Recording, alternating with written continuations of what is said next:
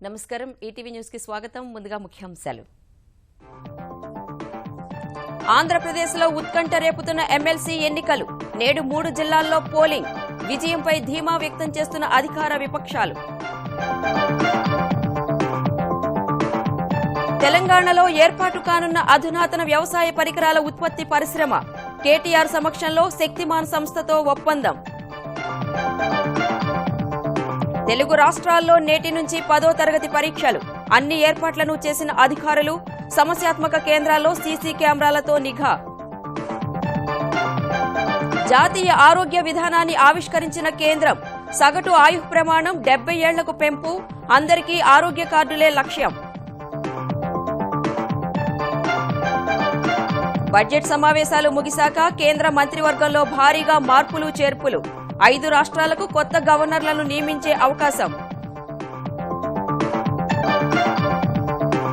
Uttar Pradesh CM అభ్యర్థి ఎంపికపై భాజపా మల్లగుల్లాలు రేపు శాసనసభాపక్ష భేటీ ఉత్తరాఖండ్పై నేడే నిర్ణయం కర్ణాటకలో కాపలా లేని రైల్వే క్రాసింగ్ వద్ద ఘోర ప్రమాదం అంబులెన్స్ ను ఢీకొట్టిన రైలు 5 మహిళలు మృతి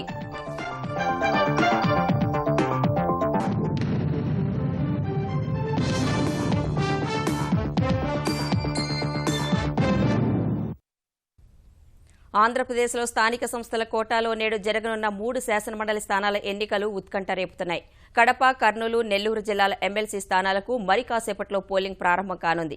అధికార ప్రతిపక్షాలు ప్రతిష్టాత్మకంగా తీసుకుని ప్రత్యక్ష పోరుకు సిద్దమయ్యాయి. మొత్తం 9 స్థానాలకు జరగాల్సిన స్థానిక సంస్థల కోటా ఎన్నికల్లో అధికార తెలుగుదేశం ఇప్పటికే 6 స్థానాలను ఏకగ్రీవం చేసుకుంది. మరో 3 స్థానాలను గెలిచేందుకు తెదేపా, వైకాపా సర్వశక్తులు ఒడ్డుతున్నాయి. ప్రత్యేకించి కడప జిల్లాలో ఆధిపత్యం కోసం ఈ 2 పార్టీలు నువ్వా నేనా అన్న స్థాయిలో తలపడుతున్నాయి. ఆంధ్రప్రదేశ్లో 3 స్థానిక సంస్థల కోటా ఎమ్మెల్సీ ఎన్నికలకు నేడు పోలింగ్ జరగనుంది. నెల్లూరు, కడప, కర్నూలు స్థానాలకు జరిగే ఈ పోలింగ్ను అధికార ప్రతిపక్ష పార్టీలు ప్రతిష్టాత్మకంగా తీసుకున్నాయి. కడప జిల్లా పోరు ఉత్కంఠ రేపుతోంది. ఇక్కడ అధికార పార్టీ బీటెక్ రవిని తమ అభ్యర్థిగా చాలా రోజుల క్రితమే ప్రకటించింది. ఈ స్థానంలో వైకాపా నుంచి జగన్ చిన్నాన్న, వైఎస్ వివేకానందరెడ్డిని నిలబెట్టి అధికార పక్షంపై ఒత్తిడి పెంచారు. జగన్ కు కంచుకోటగా ఉన్న కడపలో పాగా వేసేందుకు తెలుగుదేశం ఆ మేరకు వ్యూహరచన చేసింది. ప్రస్తుతం తమ శిబిరంలో ఉన్న సంఖ్యాబలంతోనే కడప ఎమ్మెల్సీ స్థానాన్ని గెలవచ్చనే ధీమా ఆ పార్టీలో కనిపిస్తోంది. వైకాపాలో మాత్రం తమ కంచుకోటకు బేటలు పడే అవకాశం ఎంతమాత్రం లేదని అభిప్రాయపడుతోంది. కర్నూలులో తెలుగుదేశం సిట్టింగ్ ఎమ్మెల్సీ శిల్పా చక్రపాణిరెడ్డికి మరో అవకాశం లభించింది. ఈ జిల్లాలో తమకు అంతగా పట్టులేని సమయంలోనే ఎమ్మెల్సీ స్థానాన్ని గెలిచామని ఇప్పుడు విజయం నల్లేరుపై నడకేనన్న ధీమా అధికార పక్షంలో కనిపిస్తోంది. నంద్యాల ఎమ్మెల్యే భూమా నాగిరెడ్డి అకాల మరణం తర్వాత జరిగిన ఈ పరిణామాలతో కర్నూలు వ్యాప్తంగా వైకాపాపై తీవ్ర వ్యతిరేకత ఉందని అధికార పార్టీ భావిస్తోంది. ఇక్కడ శిల్పా విజయం ఎప్పుడో ఖరారైపోయిందని తెలుగుదేశం నేతలు అంటున్నారు. వైకాపా అంచనాలు మాత్రం వేరే విధంగా ఉన్నాయి. ఈ జిల్లాలో తమ అభ్యర్థిగా గౌరు వెంకటరెడ్డిని బరిలో నిలిపిన వైకాపా భూమా మరణానికి పరోక్షంగా చంద్రబాబే కారణమనే ప్రచార ఎత్తుగడతో పనిచేస్తోంది. నెల్లూరు స్థానానికి తెలుగుదేశం తరఫున వాకాటి నారాయణరెడ్డి పోటీలో నిలవగా వైకాపా వ్యూహాత్మకంగా ఆనంద్ సోదరుల్లో ఒకరైన విజయ్ కుమార్ రెడ్డిని బరిలో నిలిపింది.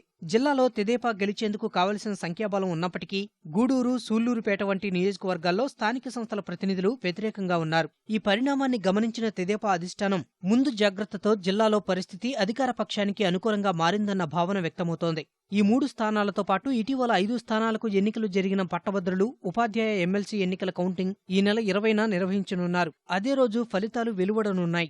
3 స్థానాలకు ఎమ్మెల్సీ ఎన్నికలు జరుగుతున్న నేపథ్యంలో కట్టుదిట్టమైన భద్రత ఏర్పాటు చేశారు. ఎలాంటి అవాంఛనీయ ఘటనలు జరగకుండా భారీ బందోబస్తు కల్పించారు. అత్యాధునిక సాంకేతికత సాయంతో ఎన్నికలు సజావుగా జరిగేలా చూస్తున్నట్లు ఆయా జిల్లాల ఉన్నతాధికారులు స్పష్టం చేశారు. ఆంధ్రప్రదేశ్లో పచ్చదనానికి పెద్దపీట వేస్తూ గ్రీనరీ రంగంలో అంకుర సంస్థల స్థాపనకు కృషి చేయాలని అధికారులకు ముఖ్యమంత్రి చంద్రబాబు సూచించారు. ఆంధ్రప్రదేశ్ పట్టణ పచ్చదనం సుందరీకరణ కార్పొరేషన్ నేతృత్వంలో జరిగిన పనులపై సమీక్ష నిర్వహించిన ఆయన గ్రీనరీలో ఎంటర్ప్రెన్యూర్లను తయారు చేయాలని చెప్పారు. రాష్ట్రంలో ప్రతి ఒక్కరూ ప్రకృతితో మమేకమయ్యేలా ఉద్యానవనాలను ఆనంద విడుదలుగా మార్చాలని సూచించారు. ఈ కార్పొరేషన్ ఆధ్వర్యంలో ఆంధ్రప్రదేశ్ వ్యాప్తంగా వివిధ నగరాలు, పట్టణాలు, విశ్వవిద్యాలయాలు, ఆసుపత్రుల్లో చేపట్టిన 326 ప్రాజెక్టుల పురోగతిని సమీక్షించిన చంద్రబాబు పట్టిసీమ పరిధిలో 185 ఎకరాల్లో చేపట్టిన సుందరీకరణ పనులపై ఆరా తీశారు. విజయవాడను కాలువల నగరంగా, తిరుపతిని సరస్సుల ప్రాంతంగా, విశాఖ బీచ్ను మరింత సుందరంగా అభివృద్ది చేసి ఆంధ్రప్రదేశ్లో పర్యాటక ప్రదేశాల సంఖ్యను పెంచాలని సూచించారు. ఇంద్రకీలాద్రిపై ఎరుపు, పసుపు రంగుల పూల పూదోటలు పెంచడం, శ్రీశైలం నడకదారిని సుందరంగా తీర్చిదిద్దడం వంటి కార్యక్రమాలు చేపట్టాలన్న ముఖ్యమంత్రి ఇస్రో అందించే ఉపగ్రహ ఛాయాచిత్రాల ద్వారా పట్టణాలు, నగరాల్లో పచ్చదనాన్ని ఎప్పటికప్పుడు అంచనా వేసి తగిన చర్యలు తీసుకోవాలని సూచించారు. వ్యవసాయ పనిముట్లు తయారు చేసే శక్తిమాన్ సంస్థతో తెలంగాణ ప్రభుత్వం అవగాహన ఒప్పందం కుదుర్చుకుంది. హైదరాబాద్లో తెలంగాణ ఐటీ, పరిశ్రమల శాఖ మంత్రి కేటీఆర్ సమక్షంలో కుదిరిన ఒప్పందంలో భాగంగా శక్తిమాన్ సంస్థ తెలంగాణలో సెంటర్ ఆఫ్ ఎక్సలెన్స్ వ్యవసాయ పనిముట్ల తయారీ కేంద్రాన్ని ఏర్పాటు చేయనుంది. టిల్లర్లు, విత్తనాలు వేసే యంత్రాలు తదితర ఉపకరణాలు తయారు చేసే కేంద్రాన్ని 200 ఎకరాల విస్తీర్ణంలో ఏర్పాటు చేయనున్నారు. రాజ్కోట్ తర్వాత హైదరాబాద్లో ఏర్పాటు చేయనున్న రెండో ఉత్పత్తి కేంద్రం ద్వారా ప్రత్యక్షంగా 500 మందికి, పరోక్షంగా 1500 మందికి ఉపాధి అవకాశాలు లభిస్తాయని సంస్థ ప్రతినిధులు తెలిపారు. అత్యాధునిక యంత్రాలు, పనిముట్లను ఉపయోగించడం ద్వారా వ్యవసాయాన్ని మరింత లాభసాటిగా చేయడంతో పాటు రైతులు, విద్యార్థుల్లో నైపుణ్యం పెంచేందుకు సెంటర్ ఆఫ్ ఎక్సలెన్స్ ఉపయోగపడుతుందని చెప్పారు. స్థానికులకు ఉపాధి అవకాశాలు కల్పించే తయారీదారులకు తెలంగాణ ప్రభుత్వం అధిక ప్రాధాన్యం ఇస్తుందని మంత్రి కేటీఆర్ తెలిపారు. టీఎస్ ఐపాస్ ద్వారా సత్వర అనుమతులు ఇవ్వడం సహా తెలంగాణ మిగులు బడ్జెట్తో వేగంగా అభివృద్ది చెందుతోందని ఆయన అన్నారు.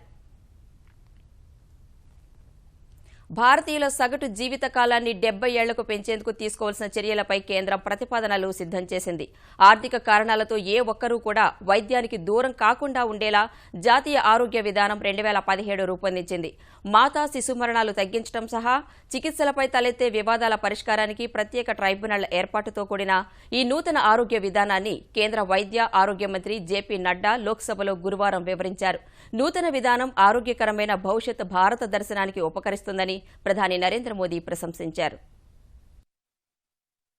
దేశంలో ప్రతి ఒక్కరికి మెరుగైన వైద్య సేవలు కల్పించడమే లక్ష్యంగా కేంద్రం జాతీయ ఆరోగ్య విధానం 2017ని రూపొందించింది. బుధవారం కేంద్ర మంత్రిమండలిలో ఆమోదం పొందిన ఈ విధానం గురించి కేంద్ర వైద్య ఆరోగ్య మంత్రి జేపీ నడ్డా గురువారం లోక్సభలో వివరించారు. 67.5 ఉన్న భారతీయుల సగటు ఆయుర్దాయాన్ని 2025కి 70 ఏళ్లకు పెంచడమే లక్ష్యంగా రూపొందిన ఈ విధానం 2002లో నాటి సర్కార్ రూపొందించిన జాతీయ ఆరోగ్య విధానానికి కొంత భిన్నమైంది. అప్పటి విధానాన్ని వ్యాధుల నుంచి రోగులకు ఉపశమనం కలిగించడమే లక్ష్యంగా రూపొందించగా, ప్రస్తుత విధానం అసలు వ్యాధులే వ్యాప్తి చెందకుండా నియంత్రించడమే లక్ష్యంగా రూపొందించినట్లు నడ్డా తెలిపారు. ప్రస్తుతం వైద్య రంగానికి జీడీపీలో 2% కేటాయింపులు ఉండగా కాలక్రమంలో ఆ మొత్తాన్ని 2.5%కి పెంచాలని ప్రతిపాదనలు చేసినట్లు వివరించారు. ఆరోగ్య సాధనే లక్ష్యంగా పాఠశాలలు సహా పనిచేసే ప్రదేశాల్లో యోగాను విస్తృతం చేస్తామని చెప్పారు. 15 ఏళ్లుగా సమాజంలో చోటు చేసుకున్న సాంఘిక, ఆర్థిక పరిస్థితులు, అభివృద్ధి చెందిన సాంకేతికతను గమనంలోకి తీసుకుని కొత్త విధానం రూపొందించామన్న కేంద్ర మంత్రి 2025 నాటికి సాధించాలని కొన్ని లక్ష్యాలు పెట్టుకున్నట్లు సభకు వివరించారు. 2025కి స్త్రీలలో సంతాన సాఫల్యత రేటును 2.1%కి తేవడం, 5 ఏళ్లలోపు పిల్లల మరణాల రేటును ప్రతి 1000 మందికి 23కి పరిమితం చేయడం, 2020కి లక్ష కాన్పుల్లో ప్రసూతి మరణాల రేటును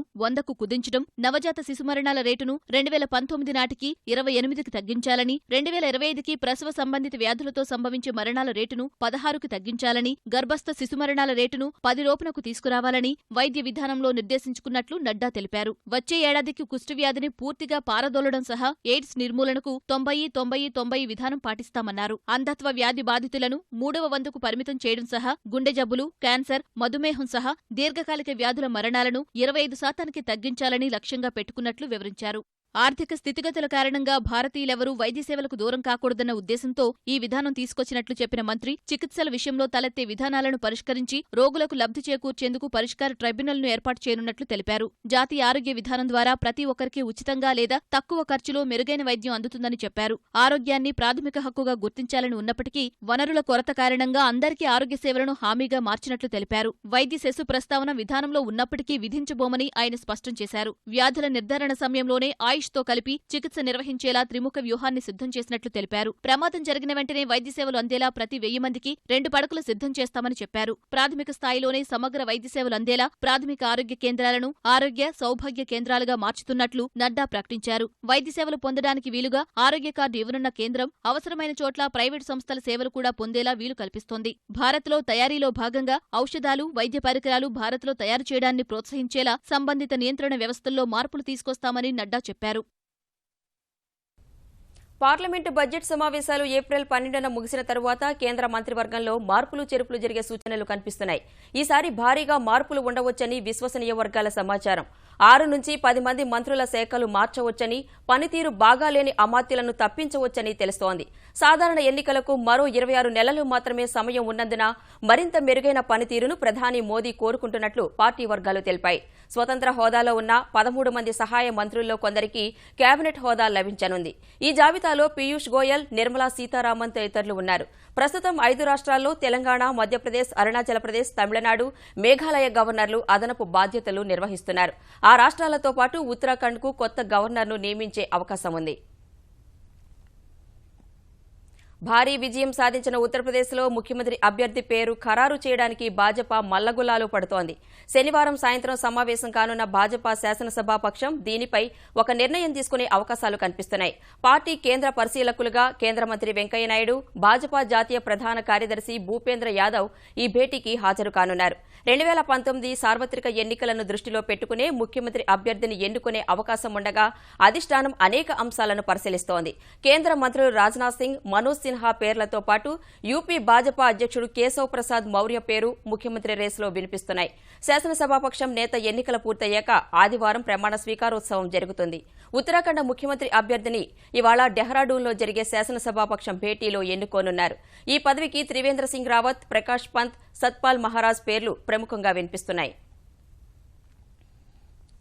కర్ణాటకలోని చిత్రదుర్గం జిల్లా మన్నెకోట వద్ద ఘోర ప్రమాదం జరిగింది. అంబులెన్స్ను రైలు ఢీకొన్న ఘటనలో 5 మహిళలు మృతి చెందారు.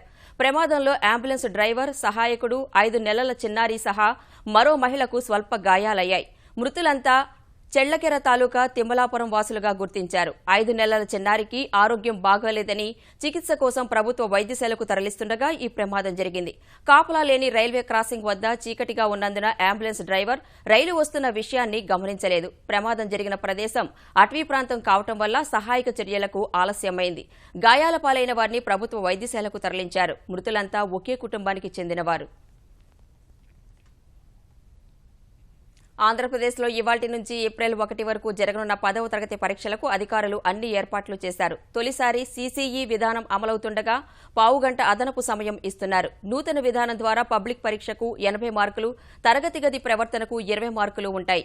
1 నిమిషం నిబంధనపై ప్రచారం చేయకున్నా ఆలస్యంగా వచ్చిన వారిని పరీక్షా హాల్లోకి అనుమతించబోమని అధికారులు స్పష్టం చేశారు. విద్యార్థుల కోసం ఆర్టీసీ ప్రత్యేక బస్సులు నడుపుతుండగా పరీక్షా కేంద్రాల వద్ద పోలీసులు కట్టుదిట్టమైన బందోబస్తు ఏర్పాటు చేశారు. పరీక్షల నిర్వహణ కోసం 2931 కేంద్రాలను ఏర్పాటు చేశారు. సమస్యాత్మక కేంద్రాలుగా గుర్తించిన మొత్తం 60 కేంద్రాల్లో సీసీటీవీ కెమెరాలు ఏర్పాటు చేశారు. ఉదయం 9:30కు ప్రారంభమయ్యే పరీక్ష మధ్యాహ్నం 12:15 వరకు జరుగుతుంది. ఆంధ్రప్రదేశ్ వ్యాప్తంగా 6,28,081 మంది విద్యార్థులు 10వ తరగతి పరీక్షలకు హాజరవుతున్నారు.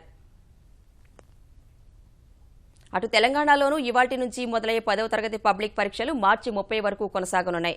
పరీక్షలకు తెలంగాణ వ్యాప్తంగా 5,38,226 మంది విద్యార్థులు హాజరవుతుండగా పరీక్షల నిర్వహణకు 2,556 కేంద్రాలను అధికారులు సిద్ధం చేశారు. వీటిలో సమస్యాత్మకంగా గుర్తించిన 330 కేంద్రాల్లో సీసీటీవీ కెమెరాలను ఏర్పాటు చేశారు. 5 నిమిషాల కంటే ఆలస్యంగా వచ్చేవారిని హాల్లోకి అనుమతించబోమని అధికారులు తెలిపారు. విద్యార్థులతో పాటు ఇన్విజిలేటర్లు, చీఫ్ సూపరింటెండెంట్ కూడా మొబైల్ ఫోన్ తీసుకువెళ్లకూడదని అధికారులు నిబంధన పెట్టారు. పరీక్షా కేంద్రాల పరిధిలో 144 సెక్షన్ అమల్లో ఉంటుందని పోలీసులు తెలిపారు. మొత్తం 144 మంది ఫ్లయింగ్ స్క్వాడ్లను నియమించినట్లు అధికారులు తెలిపారు. తెలంగాణ వార్షిక బడ్జెట్పై శాసనసభలో సాధారణ చర్చ నేటితో ముగియనుంది. గత 2 రోజులుగా జరిగిన చర్చల్లో మజ్లిస్ మినహా అన్ని పార్టీలు పాల్గొన్నాయి. 3వ రోజు అయిన ఇవాళ చర్చ పూర్తి చేయడం సహా తెలంగాణ ఆర్థిక మంత్రి ఈటెల రాజేందర్ సమాధానమిస్తారు. రేపటి నుంచి బడ్జెట్ పద్దులపై చర్చ ప్రారంభమవుతుంది. ప్రశ్నోత్తరాల సమయంలో స్వైన్ ఫ్లూ వ్యాధి, ఉదయ సముద్రపు ఎత్తిపోతల, పట్టా పాస్ పుస్తకాలు, మద్యం మానేరు ప్రాజెక్టు, విలేకరుల ఇళ్ల స్థలాలు, కంది పంటకు కనీస మద్దతు ధర తదితర అంశాలు సభలో చర్చకు రానున్నాయి. తెలంగాణ శాసన మండలిలో బడ్జెట్పై సాధారణ చర్చ ఇవాళ కూడా కొనసాగనుంది. చర్చకు ఆర్థిక మంత్రి ఈటెల శనివారం సమాధానమిస్తారు. మండలి ప్రశ్నోత్తరాల్లో విదేశీ విద్యకు ఆర్థిక సాయం, మదర్సాలో అవకతవకలు, ఆర్టీసీ ఖాళీ భూములు, ఒప్పంద అధ్యాపకులు, జీహెచ్ఎంసీ పరిధిలో బస్ షెల్టర్లు, గంగదేవిపల్లి అభివృద్ధి తదితర అంశాలు చర్చకు రానున్నాయి. 2017-18 ఆంధ్రప్రదేశ్ వార్షిక బడ్జెట్లో నిరుద్యోగ యువతకు నిధుల కేటాయింపు ద్వారా ఎన్నికల మేనిఫెస్టోలో ఇచ్చిన హామీని నిలబెట్టుకున్నామని ముఖ్యమంత్రి చంద్రబాబు తెలిపారు. నిధుల వినియోగానికి సంబంధించి నిరుద్యోగ నాయకులతో త్వరలో చర్చించి యువత కోసం వివిధ దేశాల్లో అమలవుతున్న మెరుగైన విధానాలను అధ్యయనం చేసి కార్యాచరణ ప్రణాళిక రూపొందిస్తామని చెప్పారు. దేశంలోనే తొలిసారి నిరుద్యోగుల కోసం ప్రత్యేకంగా బడ్జెట్లో నిధులు కేటాయించిన ముఖ్యమంత్రి చంద్రబాబుకు యువత కృతజ్ఞతలు తెలిపింది. బడ్జెట్లో 500 కోట్లు కేటాయించినందుకు సంతోషం వ్యక్తం చేసిన యువకులు ముఖ్యమంత్రి నివాసానికి విచ్చేసి చంద్రబాబును సత్కరించారు. నిరంతరం తమ ఉన్నతి కోసం ఆలోచిస్తూ స్ఫూర్తి ప్రదాతగా నిలిచారంటూ ముఖ్యమంత్రిని కొనియాడారు. సభా హక్కుల కమిటీ ముందు హాజరు కావడానికి రోజా భయపడుతున్నారని ఆంధ్రప్రదేశ్ మంత్రి పీతల సుజేత ఎద్దేవా చేశారు. వైకాపా నేతల తీరుపై ఆగ్రహం వ్యక్తం చేసిన ఆమె ప్రభుత్వంపై జగన్ చేస్తున్న వ్యాఖ్యలను ఖండించారు. వచ్చే ఎన్నికల్లో తేదేపాకు పుట్టగతులు ఉండవంటూ జగన్ మాట్లాడటం సరికాదన్నారు. చనిపోయిన వారికి సంతాపం తెలపలేని నీచ మనస్తత్వం ప్రతిపక్షానిదంటూ మండిపడ్డారు. వైకాపా తీరు మార్చుకోకుంటే ప్రజలే వారికి బుద్ధి చెబుతారని మంత్రి వ్యాఖ్యానించారు. కమిటీ అంటే రోజాకి భయం. పుట్టప్పుడేమో ఆమె స్థాయికి మించి మాట్లాడేస్తుంది. ఈ ప్రివిలేజ్ కమిటీ అనేసరికి మాత్రం ఆమెకి మరి ఏం నీరసం వస్తుందో తెలియదు, అది దేవుడికే తెలియాలి. ఇంత మంచి పనులు రాష్ట్రాభివృద్ధి చేస్తున్నటువంటి ప్రభుత్వాన్ని కనీసం అభినందించరు. రాష్ట్రాన్ని ఇన్ని కష్టకాలంలో ఉన్నా కూడా ఇంత ఇలాగ అభివృద్ధి చేస్తూ ముందుకెళ్ళిపోతున్నారు. మాకు పుట్టగతులు ఉండవేమనేసి వాళ్ళకి భయం. ఆ భయంతో ప్రతిదీ కూడా అడ్డుకోవాలని చూస్తున్నారు. ఈ రాష్ట్రం అట్టడుక్కి వెళ్ళిపోవాలనే ఒక చాలా దారుణమైనటువంటి ఆలోచనలతో ఈ ప్రతిపక్ష నాయకులు, ప్రతిపక్ష పార్టీ వ్యవహరిస్తుంది. భారతదేశంలో పెరుగుతున్న జనాభాకు అనుగుణంగా వైద్య సేవలు పెరగడం లేదని సుప్రీంకోర్టు న్యాయమూర్తి జస్టిస్ జాస్తి చలమేశ్వర్ ఆవేదన వ్యక్తం చేశారు. గుంటూరు జిల్లా మంగళగిరి ఎన్ఆర్ఐ ఆసుపత్రి గ్రాడ్యుయేషన్ డేకు హాజరైన ఆయన వైద్యులు పూర్తిగా ఆదాయ ఆర్జనపై దృష్టి సారించకుండా సమాజం గురించి కూడా కొంత ఆలోచన చేయాలని సూచించారు. Money is an incidental process of the professional achievement. Make money. There is nothing wrong in making money. But never make it the only aim or the only goal in life. There is something more than it. I have known some of the most successful doctors in this world. Some of them, they enjoy their commitment. They enjoy the service which they render to the society. I think that is the most healthy attitude to develop. తరచూ రక్తసిక్తమవుతూ వందల మందిని బలి తీసుకుంటున్న హైదరాబాద్ బాహ్యవలయ రహదారిలో వాహనాల వేగానికి కళ్లెం వేయాలని తెలంగాణ ప్రభుత్వం నిర్ణయించింది. గంటకు 100 కిలోమీటర్లు దాటి వేగంగా వాహనం వెళితే వాహనదారుడికి భారీ ఎత్తున జరిమానా విధించడంతో పాటు కేసులు నమోదు చేసి జైలుకు పంపనున్నారు. మహానగరపాలక సంస్థ ఆర్థిక సహాయంతో సైబరాబాద్, రాచకొండ పోలీసులు స్పీడ్ గన్లను సిద్ధం చేస్తున్నారు. ప్రతి ఏటా బాహ్యవలయ రహదారిపై ప్రమాదాల సంఖ్యతో పాటు మృతుల సంఖ్య పెరుగుతూ వస్తోంది. 2014లో 43 మంది చనిపోగా 2015లో ఆ సంఖ్య 49కి పెరిగింది.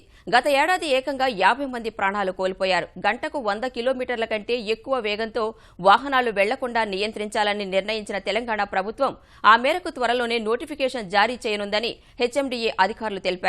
మితిమీరిన వేగంతో వెళ్లే వాహనాలను గుర్తించేందుకు స్పీడ్ గన్లను కొనుగోలు చేసేందుకు రాచకొండ, సైబరాబాద్ పోలీస్ కమిషనరేట్లకు హెచ్ఎండీఏ 50 లక్షల రూపాయల ఆర్థిక సాయం అందజేసింది.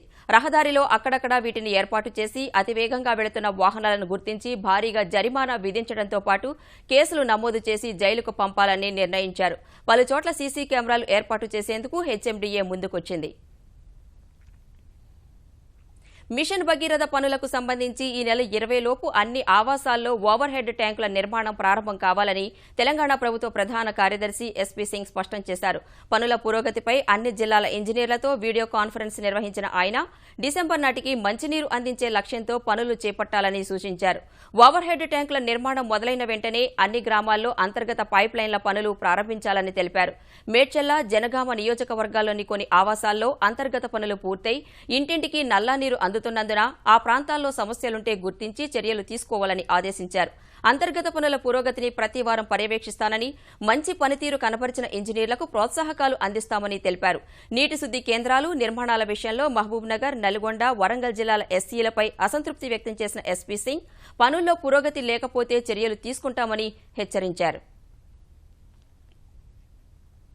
హైదరాబాద్ అంబర్పేటలో 5 అమ్మాయిలు అదృశ్యమవడం కలకలం రేపింది. అంబర్పేట బాపూనగర్లోని ప్రగతి విద్యానికేతన్ పాఠశాలలో 7వ తరగతి చదువుతున్న 5 విద్యార్థినులు ప్రతిరోజు మాదిరిగా పాఠశాలలో పరీక్షలు రాసి అంబర్పేట, బాపూనగర్ తదితర ప్రాంతాల్లో తమ ఇళ్లకు వెళ్లేవారు. అనంతరం 4 విద్యార్థినులు తమ పాఠశాల యూనిఫామ్ను మార్చుకుని మరో విద్యార్థిని ఇంటికి వెళ్లారు. ఆ తర్వాత అంతా కలిసి నృత్య కార్యక్రమం ఉందని ఇంట్లో చెప్పి వెళ్లారు.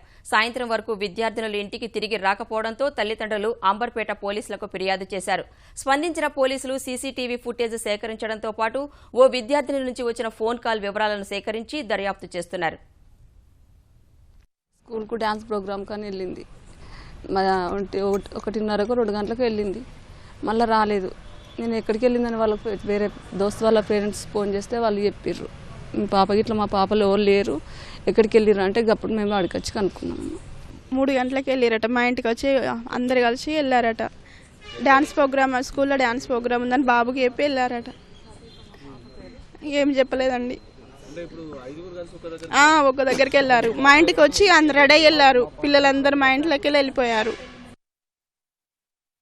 అమెరికాలో ఉద్యోగాలు చేయాలనుకునే లక్షలాది మంది ఆశలపై ట్రంప్ నీళ్లు చల్లుతారనే వార్తల నేపథ్యంలో 2017-18 ఆర్థిక సంవత్సరం కోసం H-1B వీసాల దరఖాస్తు ప్రక్రియ త్వరలోనే ప్రారంభం కానుంది. H-1B వీసాల విషయంలో ట్రంప్ కఠినంగా వ్యవహరిస్తారని ఊహాగానాలు వెలువడినా ఈసారికి మాత్రం ఎప్పటిలాగే జారీ చేయనున్నారు. ఏప్రిల్ 3 నుంచి దరఖాస్తులను అమెరికా స్వీకరించనుంది. అయితే ఎన్ని రోజుల వరకు స్వీకరిస్తారన్న దానిపై మాత్రం యుఎస్ సిటిజన్షిప్, ఇమ్మిగ్రేషన్ సర్వీసెస్ స్పష్టత ఇవ్వలేదు. అమెరికా ఏటా 85,000 H-1B వీసాలను జారీ చేస్తుండగా అందులో సుమారు 70% భారతీయులకే దక్కుతున్నాయి. ఐక్యరాజ్యసమితి సహా వివిధ అంతర్జాతీయ సంస్థలకు అమెరికా సాయం అందించే మొత్తం ఇకపై తగ్గనుంది. ఈ మేరకు అమెరికా 2018 వార్షిక పద్దులో ప్రతిపాదనలు సిద్దం చేయాలని యంత్రాంగాన్ని ఆ దేశ అధ్యక్షుడు డొనాల్డ్ ట్రంప్ సూచించారు. ఐక్యరాజ్యసమితికి నేరుగా ఇచ్చే నిధులు, అంతర్జాతీయ వాతావరణ మార్పులకు సంబంధించి తీసుకునే చర్యలకు ఇచ్చే నిధులు, విదేశాలకు గ్రాంట్ కింద ఇచ్చే నిధుల్లో మొత్తంగా 28% మేర తగ్గుదల కనిపించాలని ఆదేశించారు. సైనిక పరంగా అందించే సాయాన్ని గ్రాంట్గా కాకుండా అప్పుగా ఇవ్వాలన్న ట్రంప్ సూచనతో పాకిస్తాన్కు నష్టం కలగనుంది. అయితే అంతర్జాతీయ ఆరోగ్య సేవలకు సంబంధించి ఏ విధమైన మార్పులు చేయకపోవడం వల్ల భారత్ భాగస్వామిగా ఉన్న మలేరియా, ఎయిడ్స్ వంటి వ్యాధులకు మందులకు ఇచ్చే నిధుల్లో కోత తప్పింది. 28% మేర సాయంలో కోత విధిస్తున్నప్పటికీ అంతర్జాతీయంగా అమెరికానే సాయం అందించడంలో తొలి స్థానంలో ఉండనుంది. యూపీ ఎన్నికల్లో భాజపా ఈవీఎంల ట్యాంపరింగ్కు పాల్పడిందంటూ బీఎస్పీ అధినేత్రి మాయావతి చేస్తున్న ఆరోపణలను కేంద్ర ఎన్నికల సంఘం తోసిపుచ్చింది. మాయావతి చేస్తున్న ఆరోపణలకు ఏ విధమైన ఆధారాలు లేవని, ఈవీఎంలు ఎట్టి పరిస్థితుల్లో ట్యాంపరింగ్కు గురికావని ఓ ప్రకటనలో తేల్చి చెప్పింది. మాయావతి, ఢిల్లీ ముఖ్యమంత్రి అరవింద్ కేజ్రీవాల్ ఈవీఎంల ట్యాంపరింగ్పై వ్యాఖ్యలు చేసిన మరుసటి రోజే తీవ్రంగా స్పందించిన ఈసీ ఏ విధమైన ఆధారాలు చూపకుండా బీఎస్పీ చేసిన ఫిర్యాదును పరిగణలోకి తీసుకోవడం లేదని పేర్కొంది. సిరియాలో జరిగిన వైమానిక దాడిలో ఓ ప్రార్థనా మందిరంలో 42 మంది మృత్యువాత పడ్డారు. 100 మందికి పైగా క్షతగాత్రులయ్యారు. ఉత్తర సిరియాలోని ఓ గ్రామంలోని ప్రార్థనా మందిరంలో ప్రార్థనలు జరుగుతున్న సమయంలో గుర్తు తెలియని యుద్ధ విమానాలు భారీగా బాంబుల వర్షం కురిపించినట్లు సిరియాలో ఉన్న మానవ హక్కుల సంఘం కార్యకర్తలు తెలిపారు.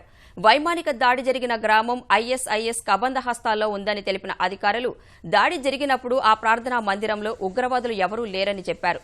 దాడి జరిగిన వెంటనే అక్కడకు చేరుకున్న సహాయక బృందాలు శిథిలాల కింద చిక్కుకున్న వాళ్లను రక్షించే ప్రయత్నం చేశాయి.